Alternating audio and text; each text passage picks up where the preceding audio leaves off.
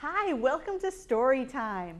I'm Miss Teresa, and today we have some great stories, and they're all about a very special day that's coming up. And that day is July 4th, the 4th of July. So today we're going to read 3 stories all about the 4th of July.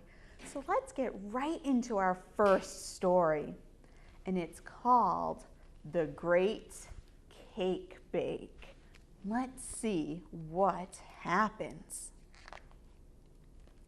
The Great Cake Bake by Helen Ketterman. It was all the mayor's fault. He announced the Great Cake Bake to be held at Danville's 4th of July celebration too early, which gave Donna Ray Hadley extra time to think.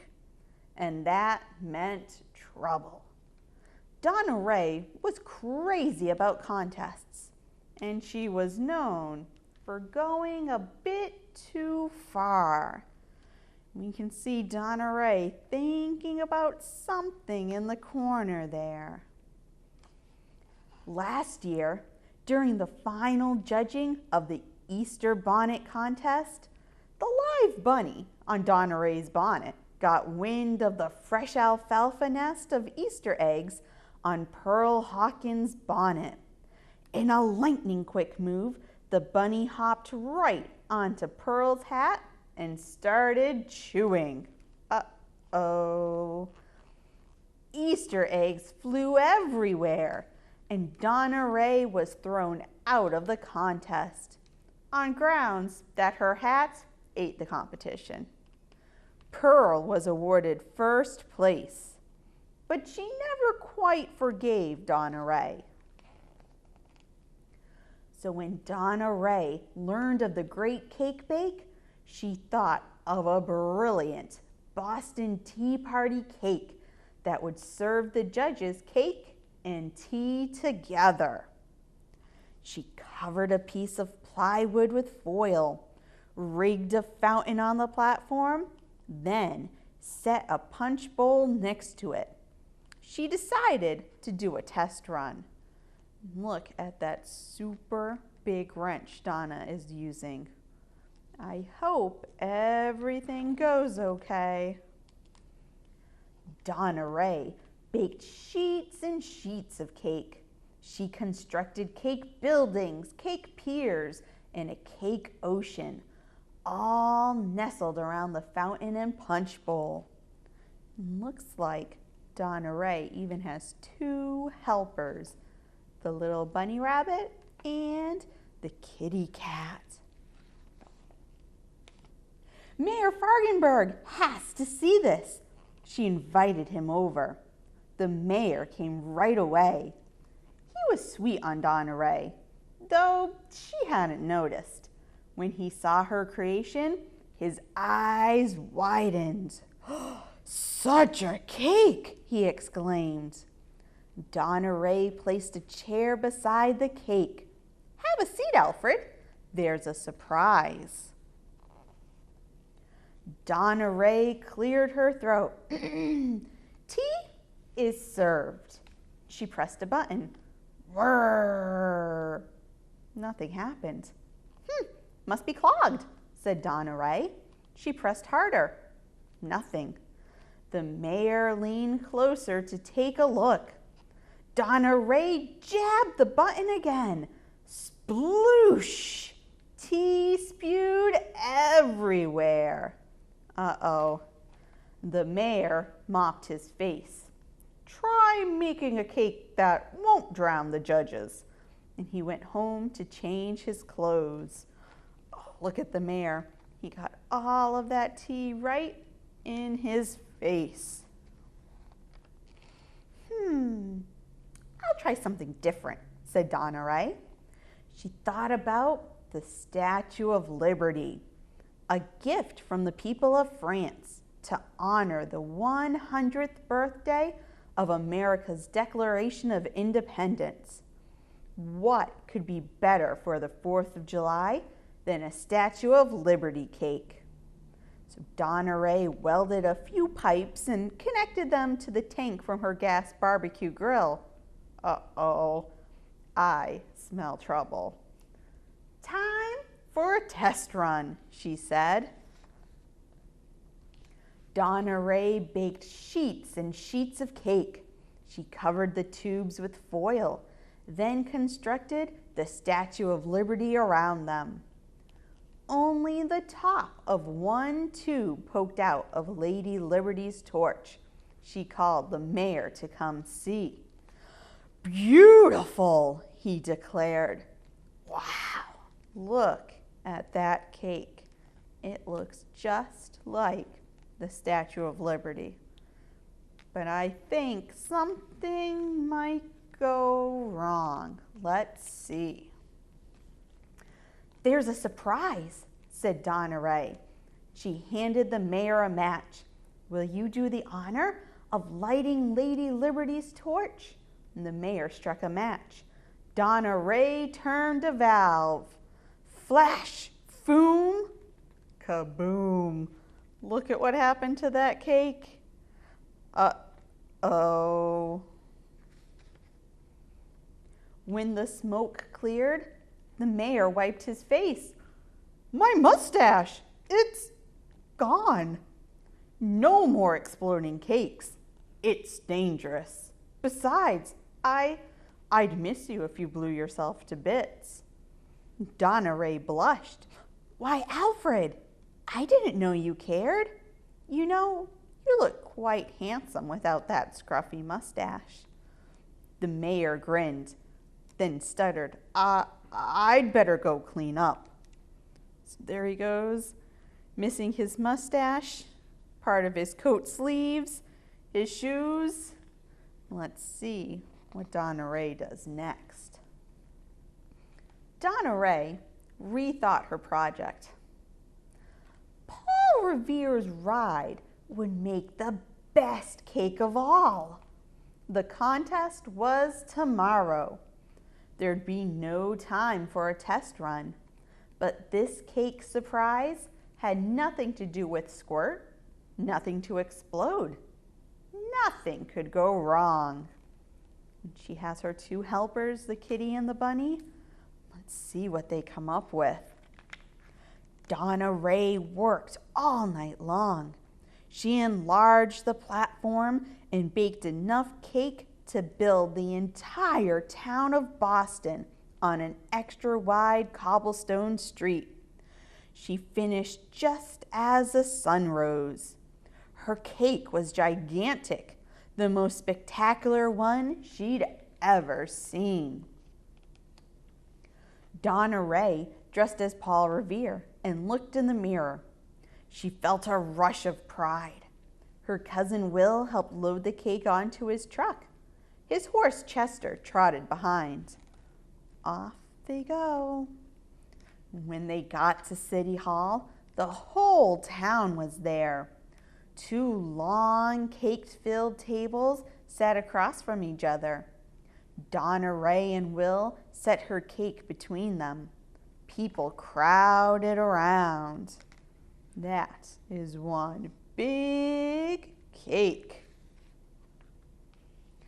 When the judges approached Donna Ray's cake, she held up her hand. There's a surprise with my cake. Mayor Fargenberg turned white. Don't worry, Donna Ray whispered. Donna Ray grabbed Chester's reins. The crowd gasped. Donna Ray mounted the horse. The crowd held its breath as Chester stepped onto the cobblestone street that led up to Donna Ray's cake. Uh-oh, I think the horse is going to climb the cake. The British are coming, Donna Ray shouted. In her excitement, she pulled the reins a little too tight. Chester's head jerked back. He stumbled off the road and crushed the Old North Church. He skidded off the cake, knocking over one of the tables. Donna Ray hit the other table. Cakes flew faster than double-struck lightning. Uh-oh, and if we look, we can see the cake starting to fly. No one knows for sure who threw the first handful of cake. Some say it was Pearl taking aim at Donna Ray, but when it was all over, everyone was covered with cake. Mayor Fargenberg was blamed for the whole mess. He would have been voted out of office in the next election, but he made 2 announcements later that day that saved him. Look at everyone wearing cake. Let's see what the mayor has to say. The first announcement was that there would be another cake bake the next 4th of July. The second announcement was that Donna Ray had agreed to be his bride. Of course, as the mayor's wife, she would not be eligible to enter. Instead, she would be a judge. Everyone cheered. Donna Ray wouldn't mind missing the contest. After all, she had a wedding to plan. She wanted her wedding cake to be one Danville would always remember. Uh-oh, that's the end. But I have a feeling Donna Ray is going to make up one crazy wedding cake. I hope you enjoyed that story. The next story is something I think a lot of us do every 4th of July. It's all about going to a parade, and it's called Hats Off for the 4th of July. Hats Off for the 4th of July by Harriet Seifert. In Chatham Town on the 4th of July, a grand parade will go marching by. Music and drum, music and drum. We're all waiting to see it come. And if we look, we see the different families and someone eating some ice cream. Everyone's waiting for the parade to come by. The twirlers are walking down the street. They spin and strut and lift their feet. Music and drum, music and drum. Who will be the next to come? Look at the twirlers, and they're throwing those batons in the air. Though I think the girl with the brown ponytail might have some trouble getting her baton back from that doggy. Cowboys on horses yell out loud. We all shout back. What a happy crowd. Music and drum, music and drum. Who will be the next to come? Look at those cowboys. And we have someone on stilts. He's very tall. I wonder who is coming next. The kids sit on top of the whale. I'll ride next year, right near his tail. Music and drum, music and drum. Miss Eelgrass will be the next to come. Look at all those kids sitting in that whale mobile. It looks like we have a 3rd grade class coming, and I wonder who is Mrs. Eelgrass. Why, she's the favorite of Chatham Town. Her hair is green and wraps around. Music and boom, music and boom. The big bass drums should be coming soon. And if we look on the float, who's Mrs. Eelgrass? She's a mermaid. Let's see what's going boom. It's the high school band. It marches proudly by. What a sunny day. What a bright blue sky. Let's see. We have some people playing the flute and some people playing the trumpet and someone playing the cymbals and the clarinet. And if we look in the back, there's that big bass drum going boom. Music and vroom, music and vroom. The motorcycles need plenty of room. So here come the motorcycles, and they're all being very safe. Everyone has on their helmets. Patriots march with their muskets and hats. The Little League follows with baseball bats. There's the Little League team. They have their gloves and baseball bats and baseballs. People are eating popcorn, and there goes the clown walking by. Everyone marches on the 4th of July. Hats off, the flag is passing by. Even looks like someone dressed as George Washington is walking in this parade. Music and drum, music and drum. We're sorry that the end has come. That is the end of the parade. The parade is over, but look in the sky. Hooray for all of us on the 4th of July. And there's that plane, and that plane is riding something way up high in the sky, and it says Happy 4th. Happy 4th of July. The ends. What a great story. I bet when we go to our parades on the 4th of July, we'll see everything that we just read about in that story. I think we have time for one more story, and it's called Happy Birthday America. Let's find out what this one's all about. Happy Birthday America by Mary Pope Osborne. On the 4th of July, Mom, Dad, Katie, Grandpa, Grandma, Aunt Beth, and baby Jess, our dog, Bud, and I go to Memorial Park. It's a lot of people going to the park. I wonder what they're going to do.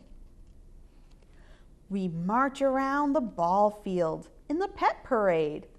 I play the kazoo. Katie waves red, white, and blue streamers. Bud touches noses with a pig on a leash. If we look right at our picture, we see the little boy in the red and white striped shirt. And there's Katie behind him waving the streamers. And we see Bud meeting that little piggy on a leash. From noon till 2, I sell popcorn and pizza at the Pee Wee football booth. 50 cents a bag, hot, hot, hot, $1 a slice. Grandma sells raffle tickets for the American Legion, Squadron 242. $1 a chance to win a hand-knit colonial flag. And we see the little boy selling popcorn and pizza. There's Grandma in the background selling tickets. Grandpa wears his old fishing cap.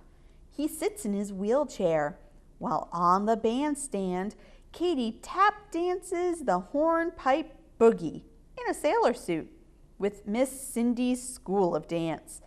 Aunt Beth gets so excited, she dances too. Let's see if we can find Grandpa. There he is with his fishing hat on. And if we look right next to him, I bet that's Aunt Beth with the white tank top and gray shorts. She looks like she's dancing and having a great time. Then I go with Grandpa and Dad to see the antique cars. We pitch pennies at the Kiwanis booth. I win a blue bunny, and I give it to Jess. Under a tree, High school students paint Katie's face with stars. Katie and I have a sword fight with balloons. Looks like we have most of the family there. There's that blue bunny. Firemen from 5 different towns fight water battles before the sun goes down. So there they are, and I think they're kind of playing tug-of-war in a way. I think they're using the water from the hoses to try and push that red bead on the wire to see who can get it to the other side. Mom and I buy barbecued chicken cooked on big racks by the Knights of Columbus.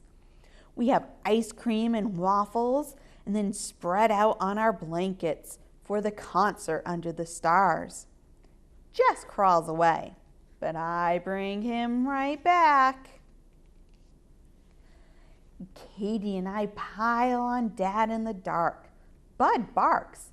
"Settle down, everyone," says Mom. "The band's about to play." The conductor wears a red bow tie and waves a baton. During Yankee Doodle, his music blows away, but he waves on. We can see the conductor, there he is, with the white shirt and the black pants, and all of his music is blowing right off the stage. Everyone claps to the beat of the Stars and Stripes Forever. A girl plays a solo on the piccolo. Dad uses my head for a drum. Then a Boy Scout rings a bell 13 times in honor of the first 13 colonies. A girl steps out in a big green robe and holds up a sparkler. She's Lady Liberty. We can see the Boy Scout and that girl who's dressed, and she looks just like the Statue of Liberty. Then Mr. Sabertini reads from the Declaration of Independence. Then we sing the Star-Spangled Banner. And when we get to the home of the brave, the first fireworks go off. They light the sky, a red and blue umbrella. Bud barks. Jess cries. We can see the whole family looking up. And Grandpa has Jess. I think those fireworks might be a little bit scary to a little baby, but I bet he's going to enjoy the rest of the show. There they go. Ooh, ah, wow. Like a palm tree, like tadpoles, like a weeping willow. Look how pretty, Jess, says Grandpa, his first words all day. A moment of silence. Then huge bursts of light, one on top of the other, and 1,000,000 pieces of gold rain down on the trees near the flag that is still there. Look at how pretty those fireworks are. It's over now. That's it. We pack up to leave and walk back to the parking lot with the crowd. Dad hums Yankee Doodle as he gets out his keys. Katie catches a lightning bug, but lets it go. "Fly home, Sparky," she says, to bed. There's our family, all walking back to the car. Jess sleeps all the way back. So does Grandpa, with Bud on his lap. I look up at the sky and whisper, "Happy birthday, America. Happy 4th of July." Then I blow out the stars as if they were candles on a giant birthday cake. The end. What a fabulous story. I bet we probably do some of those things too on the 4th of July. Maybe we go to a carnival or a fair And how many of us watch fireworks? Yeah, that's one of my favorite things to do on the 4th of July. I'm so glad you were able to visit us today at Storytime, and I hope to see you real soon. Happy 4th of July!